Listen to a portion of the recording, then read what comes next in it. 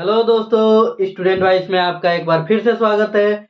आज हम आप लोग के लिए लेकर आए हैं बहुत ही इंपॉर्टेंट टॉपिक, जिससे हर बार सीबीएसई बोर्ड के एग्जाम में 3 मार्क्स के क्वेश्चन पूछे जाते हैं। 1 मार्क्स के भी क्वेश्चन आते हैं, 3 मार्क्स के भी क्वेश्चन आते हैं। ये टॉपिक बहुत ही इंपॉर्टेंट है। तो आइए बात करते हैं हम अपने इस टॉपिक की। ये टॉपिक है हमारा जनरल सॉल्यूशन। डिफरेंशियल इक्वेशन जब आप चैप्टर पढ़ेंगे तो उसमें एक टॉपिक मिलेगा जनरल सॉल्यूशन और एक पार्टिकुलर सॉल्यूशन। दोनों एक दूसरे से इंटर रिलेटेड है। जब आप जनरल सॉल्यूशन फाइंड कर लेते हैं, उसके बाद आप गिवन पॉइंट पे पर्टिकुलर सॉल्यूशन फाइंड करते हैं। तो सबसे पहले हम बात करते हैं जनरल सॉल्यूशन होता क्या है। तो जनरल सॉल्यूशन, सपोज करिए आपके पास एक डिफरेंशियल इक्वेशन है जिसका ऑर्डर n है। n ऑर्डर का डिफरेंशियल इक्वेशन है, वो फर्स्ट ऑर्डर का हो सकता है, सेकेंड ऑर्डर का हो सकता है, थर्ड ऑर्डर। जितना उसका ऑर्डर होगा, अगर उसके सॉल्व करने पे उसके सॉल्यूशन में n आर्बिट्री कांस्टेंट आते हैं, n आर्बिट्री कांस्टेंट आते हैं, तो उसी को हम कहते हैं इसका जनरल सॉल्यूशन। जैसे इसकी डेफिनेशन क्या होगी?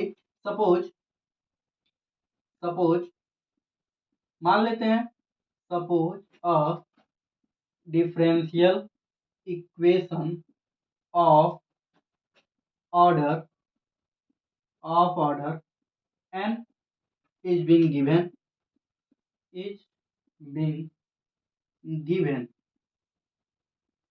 if its solution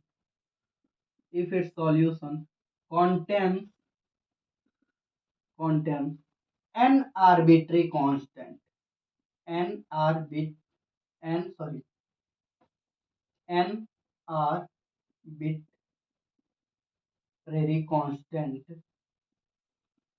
arbitrary constant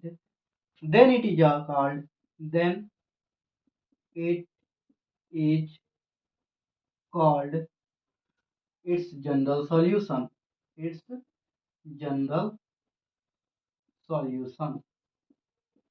दोस्तों, सपोज करिए, मान लीजिए आपके पास एक डिफरेंशियल इक्वेशन है। डिफरेंशियल इक्वेशन हम बता चुके हैं किसे कहते हैं। एक ऐसा इक्वेशन जिसमें dy बाई डी एक्स है, x हो और y हो, एक डिपेंडेंट वेरिएबल हो, एक इंडिपेंडेंट वेरिएबल हो और dy बाई डी एक्स।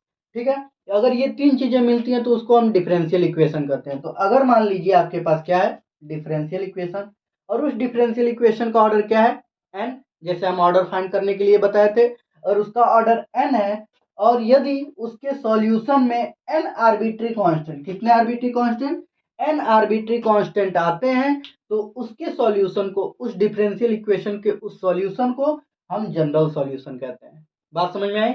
एक डिफरेंशियल इक्वेशन होगा जिसका ऑर्डर n होगा, उसके ऑर्डर, जितना ऑर्डर है उसको सॉल्व करने पे उतने आर्बिट्री कांस्टेंट अगर मिलते हैं तो हम उसे जनरल सॉल्यूशन कहते हैं।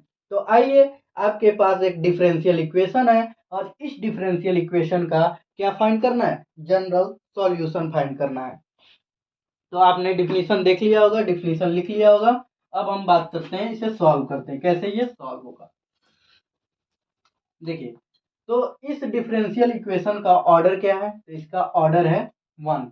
ये देखिए, इसका ऑर्डर है 1।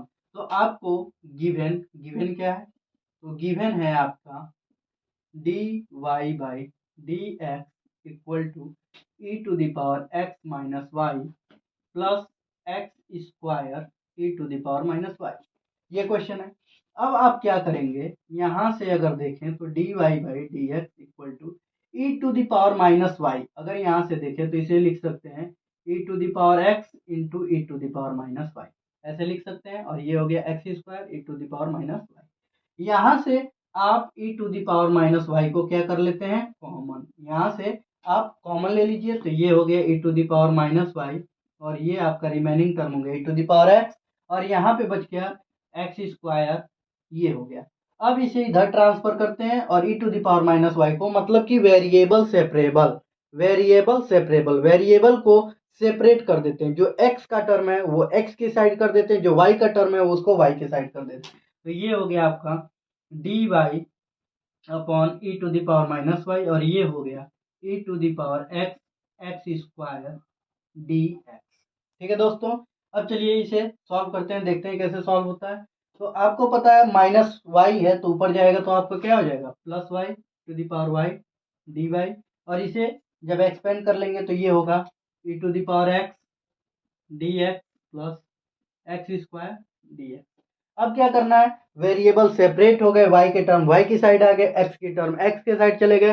अब आपको इंटीग्रेटिंग बोथ साइड क्या करना है, इंटीग्रेटिंग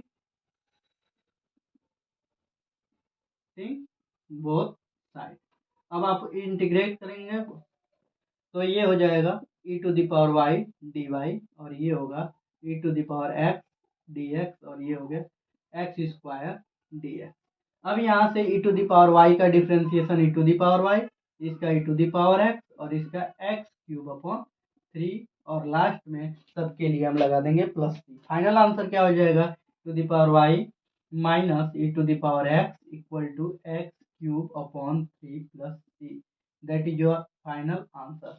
तो दोस्तों हम उम्मीद करते हैं आपको ये क्वेश्चन बहुत ही अच्छा लगा होगा। ये बहुत ही इंपॉर्टेंट भी क्वेश्चन है। इस तरह के बहुत सारे क्वेश्चन जनरल सॉल्यूशन के बोर्ड में पूछे जाते हैं। हम और भी जनरल सॉल्यूशन और पार्टिकुलर सॉल्यूशन के क्वेश्चन लेकर आएंगे। तो मिलते हैं अपने नेक्स्ट वीडियो में। धन्यवाद।